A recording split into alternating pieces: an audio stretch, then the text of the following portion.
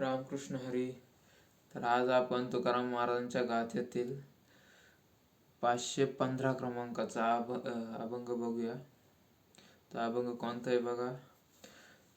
धन्य काळ संत भेटी, पाहे मिठी पडली तो. तर या अभंगाचा आपण एक सोप्या भाषेत अर्थ बघूया. चला सुरुवात करू. धन्य काळ संत भेटी, पायी मिठी पडली तो. संदेहाची सुटली गाठी, झालं पोटी शीतळ.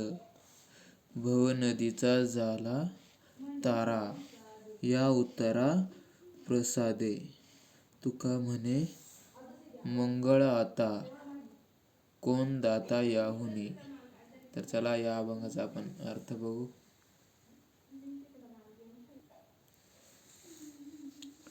महाराज संत भेटीबद्दल धन्य उद्गार काढतात. ते म्हणतात, ज्या वेळी संतांची भेट होऊन त्यांच्या पायांना माझी मिठी पडली, तो काळ धन्य आहे.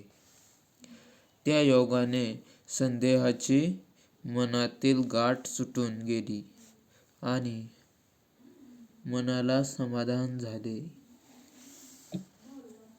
पोटी शीतळ झालो याचा अर्थ चित्त समाधान पावले असा आहे.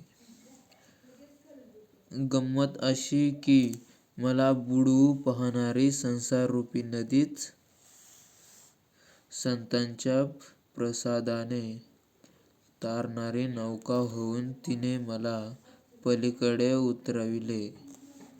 म्हणजेच तिचे अस्तित्वच नाहीसे झाले.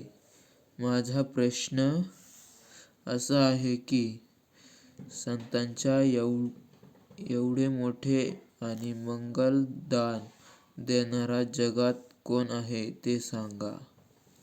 बघा, एकदम छान प्रकारे अर्थ इथं सांगितलेला आहे.